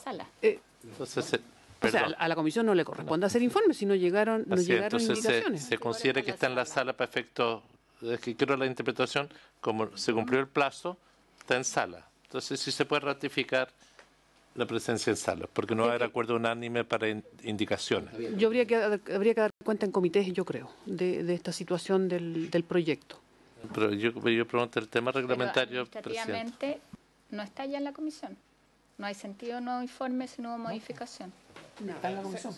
Claro, la comisión no se ha pronunciado sobre nada porque no hubo ninguna presentación de indicaciones, pero yo creo que eso hay que comunicarlo. Perdón, pero lo que yo entiendo es que ese segundo informe se puede hacer o no, más allá de que hayan o no indicaciones. ¿O solamente si hay indicaciones? Claro, si no hay modificación, no hay nada más que informar, ¿no? No hubo indicaciones, se acabó el plazo. Sí, yo voy a levantar la sesión porque no pasa por una decisión de esta comisión, que es lo que planteó quiero reglamentariamente el senador. antes que levante la sesión, por eso mi interés es sobre la parte reglamentaria. Yo entiendo que de acuerdo al reglamento, tal como en sala, cuando se cumple el plazo de indicaciones, nadie ha presentado una indicación, el proyecto se considera despachado. Exacto. Esa es la analogía que corresponde aplicar reglamentariamente acá. Eso es lo que voy a interpelar al secretario, dado que la secretaria tiene dudas, porque yo pediría reglamentariamente, esto debería estar comunicado en sala que se cumplió el plazo de indicaciones y por tanto corre el primer informe, que es lo que yo esperaba escuchar reglamentariamente. Conforme, pero... Perdón, Presidenta, pero justamente yo creo que entonces la Comisión tiene que comunicar que como no se presentaron indicaciones, entiende que el proyecto pasa a la sala. Pero que estoy pidiendo, Presidenta. Ahora, o sea, eso es así, reglamentariamente. Esto fue visto además varias veces. Aquí tenemos 2 miembros de comité, senadora Muñoz, senadora Alamán, y entiendo que también se discutió ahí, por eso sería bueno que en la siguiente sesión se vea y corresponde que se ponga en tabla. Oiga, Presidenta. Pero no el comité, pues, ¿por qué tenemos que bajar por comité? No, porque el comité había planteado y había desfasado, ¿no? Yo quiero en esto reglamentariamente, ministro, pero esto mire, es un tema entre nosotros, con todo respeto. Senador, yo no quiero que hagamos una discusión sobre esto. Es súper claro reglamentariamente lo que sucede. No hay cambio y corresponde que si no hay cambio la comisión informe. Y si hay otro tema que tratar en comité, lo tratará en comité quien quiera plantearlo, ¿ya? O sea, no creo que haya más discusión que eso. Yo voy a cerrar la sesión y cerrada la sesión me parece que si hay una conversación que hacer con el...